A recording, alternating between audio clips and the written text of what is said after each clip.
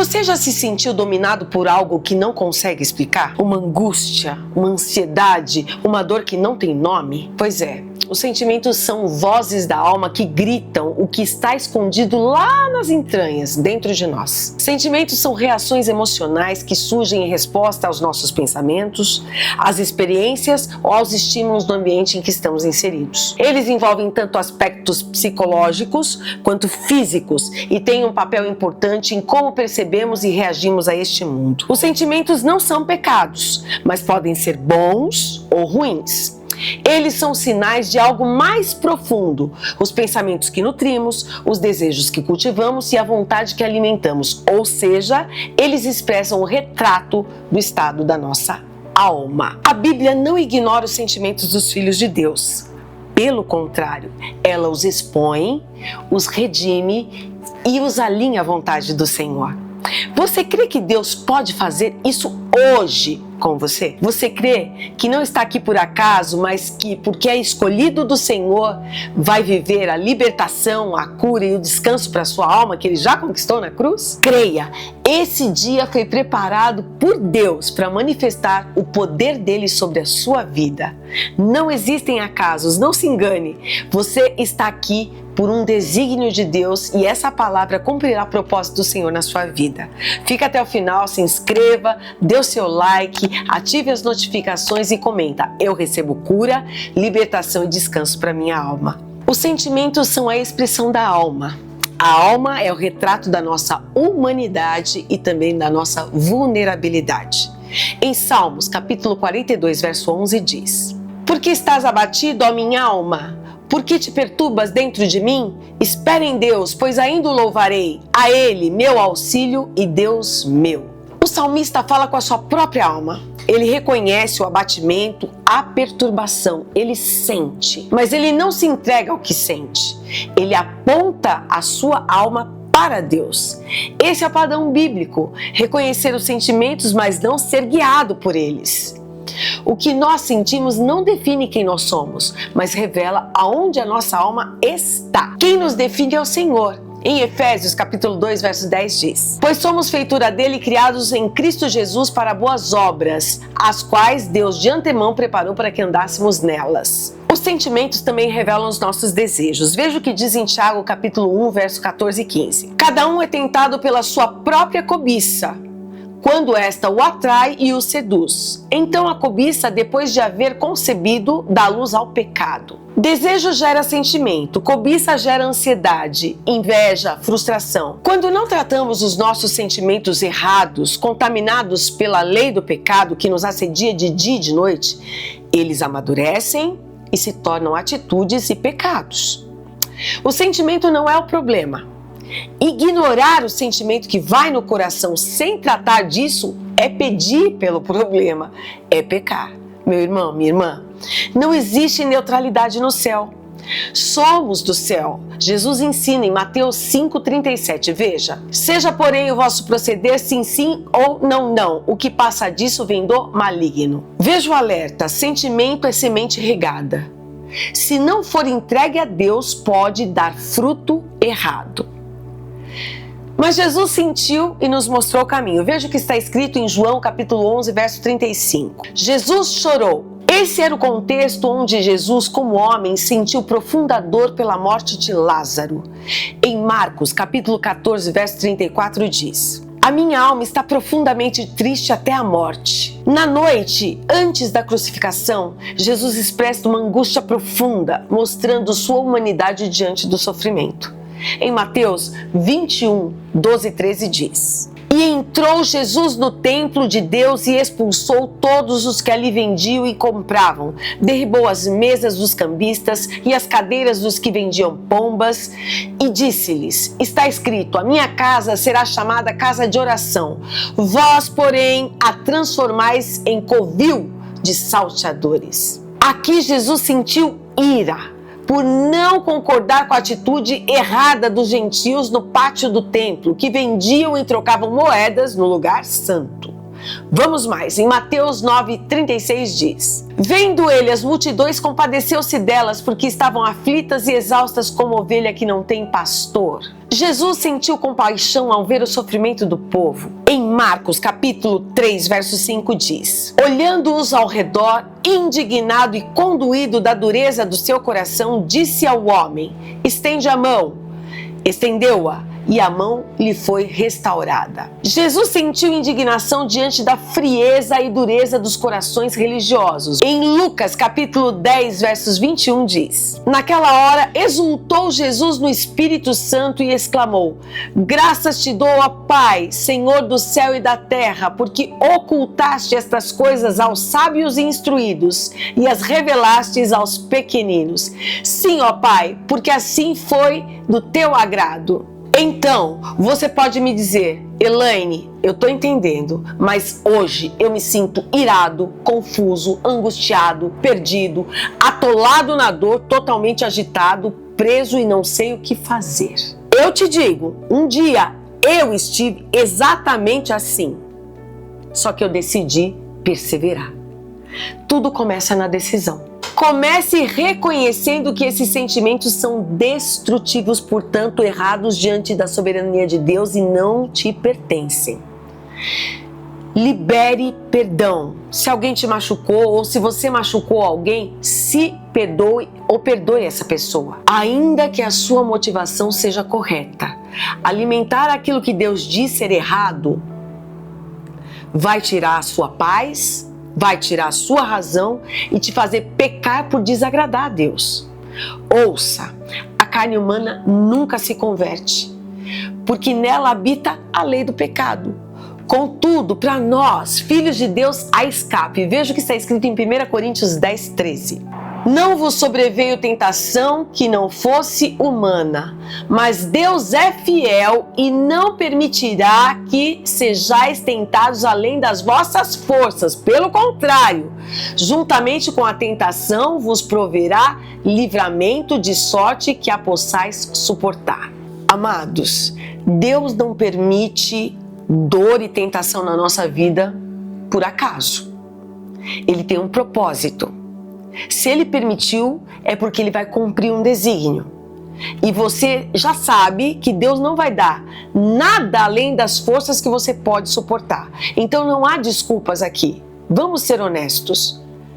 É difícil? Sim, é difícil, porque nós temos uma carne que dói, nós temos um pensamento que às vezes está conturbado com um monte de coisa, mas se Deus está dizendo que nos dá livramento e escape, Ele nos dá. E tem outro alerta aqui: perdoar é necessário, porque Deus manda, Ele não pede.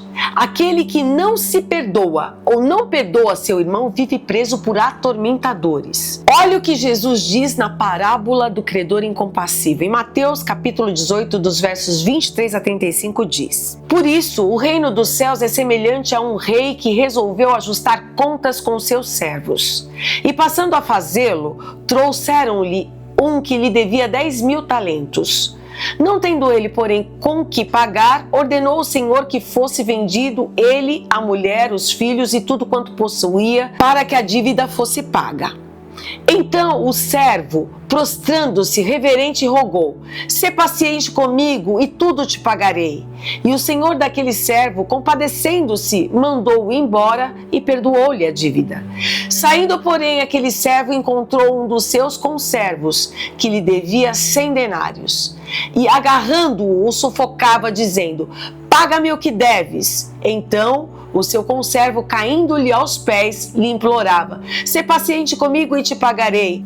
Ele, entretanto, não quis. Antes, indo-se, o lançou na prisão até que saldasse a dívida. Vendo seus companheiros o que se havia passado, entristeceram-se muito e foram relatar ao seu senhor tudo o que acontecera. Então o seu senhor, chamando-o, lhe disse: Servo malvado, perdoei-te toda aquela dívida, porque me suplicaste. Não devias tu igualmente compadecer-te do teu conservo, como eu me compadeci de ti? E indignando-se, o seu senhor o entregou aos verdugos, até que lhe pagasse toda a dívida. Assim também meu Pai Celeste vos fará, se do íntimo do seu coração não perdoardes a cada um dos seus irmãos. Jesus está usando uma figura forte para dizer que quem não perdoa vive atormentado, espiritualmente, emocionalmente e possivelmente até fisicamente. E o que são esses tormentos?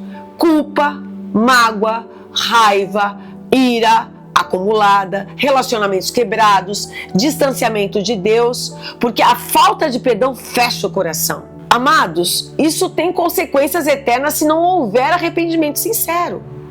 A boa notícia é que o perdão é o antídoto para a cura da alma. A cura dos sentimentos é um processo de rendição e de transformação. Olha o que diz em Ezequiel, capítulo 36, verso 26. Dar-vos-ei coração novo e porei dentro de vós espírito novo. Tirarei de vós o coração de pedra e vos darei coração de carne. Deus quer curar nossos sentimentos. Ele transforma um coração frio, insensível, machucado em um coração vivo. Mas essa cura profunda não acontece da noite para o dia. Existe um processo de transição entre saber o que é certo e sentir o que é certo. Às vezes, você já pensa como Deus pensa, já entende o que a Bíblia diz, mas o coração ainda não sente aquilo como verdade. E isso é normal, é parte do processo de renovação. Em Romanos, capítulo 12, verso 2 diz: transformai-vos pela renovação da vossa mente, para que experimenteis qual seja a boa, agradável e perfeita vontade de Deus. A cura dos sentimentos começa com a mente sendo transformada e continua quando nos submetemos à obediência de Cristo, mesmo que o coração ainda esteja no caminho da cura. Como assim? Em 2 Coríntios 10, 5 diz: levando cativo todo pensamento à obediência de Cristo. É aí que a chave espiritual se ativa. Levar os pensamentos cativos, presos em obediência a Cristo. E é confiar que mesmo sem sentir ainda, o sentimento será restaurado com o tempo, pela verdade da Sagrada Escritura. Ouça, obedecer antes de sentir é fé. Eu não vejo, mas eu tenho certeza que vai acontecer. Deus transforma o pensamento e depois aquece o coração. Isso traz paz que excede todo entendimento. Enquanto a tua alma luta, o Espírito está operando. Não se engane, o processo está acontecendo. Veja o que diz em Mateus 11, 29. Tomai sobre vós o meu jugo e aprendei de mim, porque sou manso e humilde de coração, e achareis descanso para a vossa alma. Você crê? Eu também creio. Então oremos em nome de Jesus. Senhor, nosso Deus, nosso Pai, Deus bom, justo, fiel e verdadeiro. Eis aqui, Senhor, a tua palavra ministrada. Eu estou com a Bíblia aberta e a Bíblia aberta é a tua boca, Senhor. A tua palavra diz que as suas ovelhas ouvem a tua voz, que o Senhor as conhece e em que elas te seguem. Pai, eu declaro, Jesus, que esta palavra frutificará na mente e no coração do teu povo, porque ela não volta vazia. A tua palavra diz que o Senhor vela para cumprir a tua palavra. Senhor, eu oro para que essa palavra, Senhor, produza fé no coração, porque a tua palavra diz que a fé vem de ouvir e ouvir a tua palavra. Jesus, produza fé que frutifique para produzir, ó Deus, transformação de mente e aquecimento do coração, para produzir, Senhor, libertação. Ó Pai, em nome de Jesus, eu creio na tua palavra, eu declaro a tua palavra, eu recebo a tua palavra, assim como um dia, Senhor, eu fiquei presa numa cadeia, numa prisão emocional, e o Senhor me resgatou pela obediência da tua palavra. Eu declaro, Senhor, que essa decisão do teu povo em seguir os teus ensinamentos, em obedecer a tua palavra, Senhor, em levar cativo pensamentos, em subjugar a carne, se humilhar diante de ti, pedir perdão para quem quer que seja, Senhor, e se perdoar, Jesus, isso traz, Senhor, cura, paz, libertação para a alma, ó Deus, e até para o físico, porque muitas doenças começam no emocional, Pai, na alma. Jesus, eu te peço, Jesus, traz, Jesus, ó Deus, luz, porque a tua palavra é lâmpada para os caminhos, luz para os pés. A tua palavra, Senhor, ilumina, ó Deus, tudo que é treva, e a nossa carne, Senhor, é cheia de nos dar desculpas, de nos fazer, Senhor, pecar, de nos enganar. O coração é deveras corrupto e enganoso. Senhor, o Senhor promete que nos dá um coração vivo, de carne. Tira, Senhor, a dureza dos nossos corações. Tira, Senhor, o egocentrismo. Meu Deus, a altivez. Ó Deus, eu que sei, eu que sinto. Não, Senhor, o Senhor é que sabe. O Senhor já sentiu tudo que nós sentimos. O Senhor submeteu tudo isso diante da soberania do Pai, e o Senhor, Pai, nos deu exemplo. Aprendei-vos de mim, que sou manso e humilde de coração. Tomai sobre vós o meu jugo que é leve, meu fardo que é suave. A tua palavra, Senhor, nos garante vitória. Então, Senhor, na autoridade da tua palavra, eu declaro que haja vitória, Senhor.